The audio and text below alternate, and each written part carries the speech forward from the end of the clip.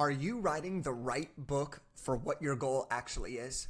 This is the question that I want to answer today. And in this video, we're going to talk about answering what is your author archetype, and does this archetype match the book you're currently writing, or are you actually writing the wrong book?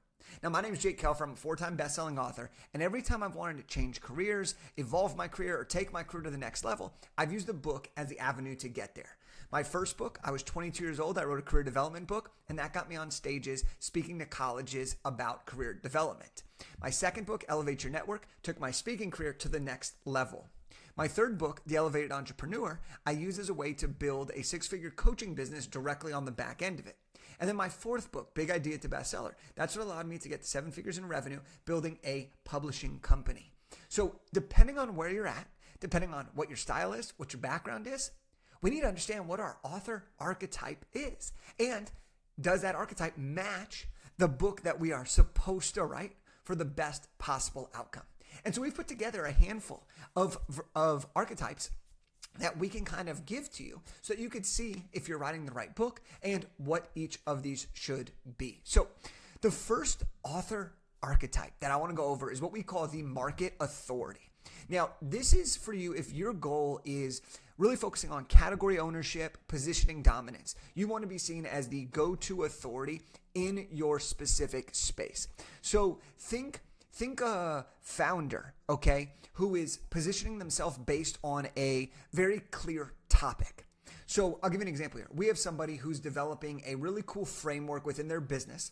They work in the tech space, and they want to make themselves known as the number one person for that specific framework, that specific view, that specific process. And so what they're doing is they're building a book on the back end of this, okay? This also allows them to position themselves as a thought leader in the industry. So you're focusing on a very specific thing that you help solve, and then you're allowing that framework, that methodology to then guide as the leading voice. All right. And so people who do this are often people that have already seen some success.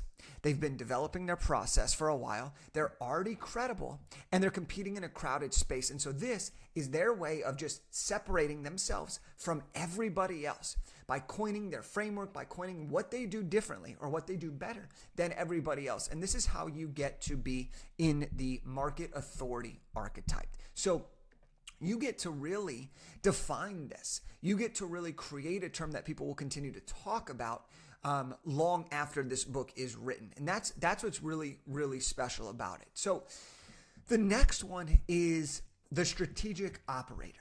Now, this is somebody who has already built something, but now they want to take what they've already built and they want to document it. They want to codify it. They want to put it into the written word so that they can maximize their time and not have to be the one explaining it over and over and over again. So this is an example of somebody who's built a, let's say, 7-figure business. And they built that business based on a singular framework or a repeatable system. And what they do is they want to now package that methodology into the form of a book. So in a way, this was very similar to how we did Big Idea to Bestseller. I had built a version of a publishing company. I then wanted to turn that step-by-step process into a book that would allow me to scale to the next level. Now, you might find that you are a variety of these archetypes, but it's great because you can help understand, once you know which archetype you are, you can help really understand like what's the best path to move forward.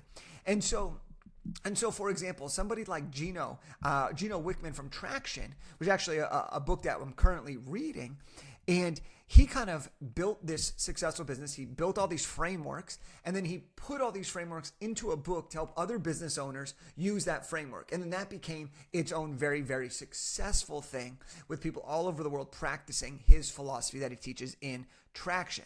All right, so this is a really, really great way. You've done something, now you want to leverage it, okay?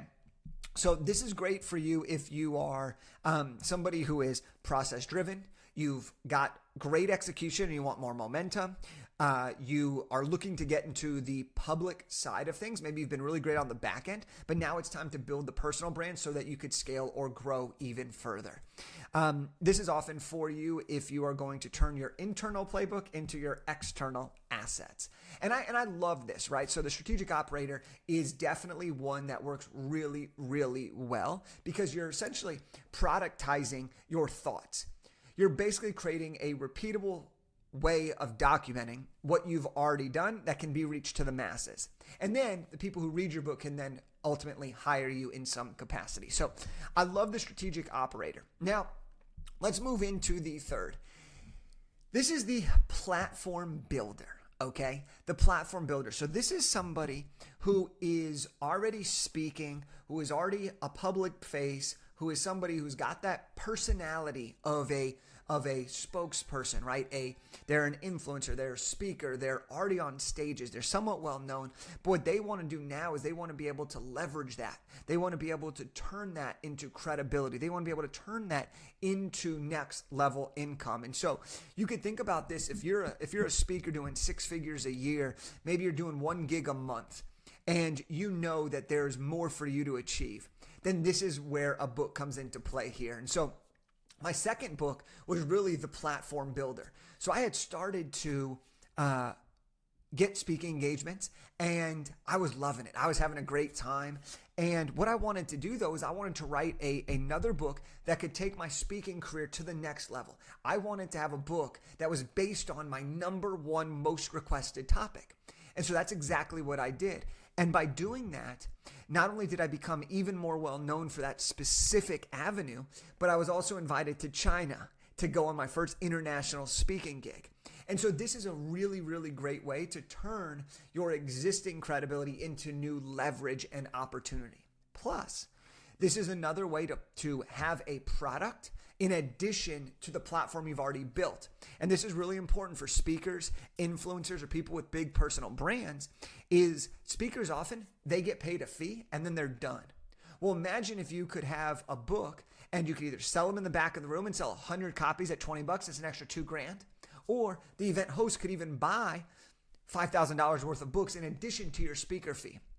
I've seen this increase people's average fee by 10, 20, 30, even up to double or triple what they were previously getting, depending on where their starting rate was. This is also really great for you if you have like a big personal brand, but you aren't really converting, or you want to be taken, you want to be seen a little bit differently. And so what you could do is you could write a book based on what you've learned, your life experiences. You already have the attention. Now we're going to create credible attention by being the platform builder archetype. All right, so this is how you can really leverage this if you are the platform builder. And the book can be based on life lessons. People often know you or what you're already talking about. So all we want to do is condense what you're already known for into the right book that can then convert at a higher level and at scale. Next, we're going to talk about the intellectual practitioner. All right, so this is really for the people who are the deep thinkers. These are people who are incredibly, incredibly intellectual, but now what they want to do is share their thoughts, share their frameworks with everybody else. And so these are people that have original insights, but they don't really have a ton of public positioning at the moment. And so this is kind of their coming out party from a book. They're very sophisticated. They're very aware of patterns. They're very knowledgeable. They're very intellectual, but they don't really have a personal brand to match the impact and the knowledge that they want to have and that they currently possess. And so the intellectual practitioner is going to put their thoughts into a book so that people can actually see how their mind works. So you can almost think about like an early stage Jordan Peterson on this, right? Incredibly intellectual. And then he turned these stuff into simplifying his complex ideas. And so this is kind of the way that I like to think about the intellectual practitioner. Now, the next one is the independent expert. Okay, the independent expert is one that I see a lot. And I like to think that the independent expert writes a book for a shortcut. And I'm going to explain by that. So the independent expert is the person that maybe left corporate and is now building their personal brand, or they are in corporate, but they're doing side consulting as well, or they're in corporate, but they want to do more public speaking. Essentially, they want to leverage their career, their expertise, their experience, and then put it into a book form so that they can skip the metaphorical line and get noticed and build their personal brand much quicker. We've seen this a lot. We've done a lot of books within this realm. So think about, I'll give you an example of one of our authors, Steve Harden. This guy is an unbelievable executive, has been VP of some really, really incredible companies. He wrote an unbelievable book called Surpass Your Limits, and I would highly encourage you to check it out. But essentially, he was working a very, very nice corporate job. He's made some career transitions, but in the midst of all that, he wanted to write a book so that he could also build out his personal side of branding. And so this was a really, really great thing. We've also seen this with former Google employees who then want to be experts on this. You've probably seen ads of people who used to work at Meta, and so then they start teaching you about advertising. This is kind of the same thing, except we're focusing on leveraging a book so that you can immediately be seen as the authority. And from what we've done in the past and what we've seen is that people who write books in this position are able to rapidly ascend in the personal brand or in the private coaching, speaking, or consulting businesses. Why? Well, you already have the credibility from the actual work that you've done. Now you've just put all your knowledge and used that credibility into a book that the average consumer can understand. So now instead of just saying, I'm a Google employee, you're saying, I'm an ex-Google employee with this framework. So that's how you connect people to you and not just to the company you used to work for. This is a really, really, really incredibly effective strategy. And so you're converting essentially your resume credibility into your brand credibility. So I love this one for a lot of people. And the last one that I want to kind of talk about is like the wealth strategist. So this is kind of for you if you are using a book, if you are really trying to use the book as a way to attract better clients and build your wealth. So this could be in the spirit of wealth. This could be account managers. This could be private equity partners. This could be real estate investors. This could be Airbnb hosts. This is really for you if you want to really acquire or get investments, get capital. We've seen real estate people do this. We've seen people use this to raise money for funds. We've seen people use this to switch their careers and generate higher promotions. So it's kind of like professional services adjacent, right? But it's really important to kind of think about this as somebody who is really intellectually aware. They're really good at what they want to do. And what they're trying to do is create a book that could allow people to understand without actually getting the experience that they have to offer. So when I think about it like this, I think about a couple of our real estate investor clients here. And as a consumer, that can feel overwhelming, whether you're buying your first home, trying to get into the short-term rental space. There's so many questions around that. And then there's also like, do I invest in real estate? And so what we did is we helped several different people. We helped people with real estate agents, with real estate investing, as well as short-term investing. These are just 3 recent books we helped with. And each one of them really helped bring the complex issues into simplicity so that they could just be like, okay, I want to learn a little bit more about this. Now I can either choose to invest in their funds, I could invest in real estate, I could buy a house with them, or I could do Airbnb short-term. These are the types of things. So what you're really trying to do with this type of book, if you fall in this category, is you're showcasing your thinking. You're showcasing your ability to understand what's going on. You're building your reputation. You're building your leverage. And in exchange, you're looking to generate more capital, whether that's regular capital in the form of a direct customer, or if it's funding or things along that nature. So I think that this is a really interesting thing. I mean, you could think of some of these really big financial people as well who have done books like this. Ray Dalio wrote Principles, right? And so that book allowed the person who can't normally access his thinking to be able to read and understand his thinking. And I thought that was a really great way of doing it.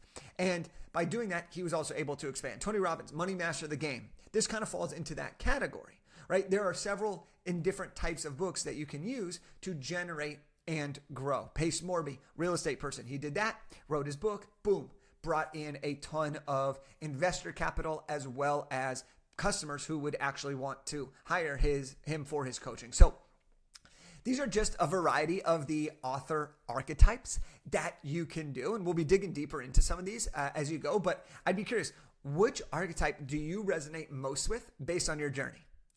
And secondly, is the archetype you resonate most with, is that actually the book you're supposed to be writing for the goals that you want? So think about that and let me know, whether you comment here or you find me on Instagram at Jake Kelfer.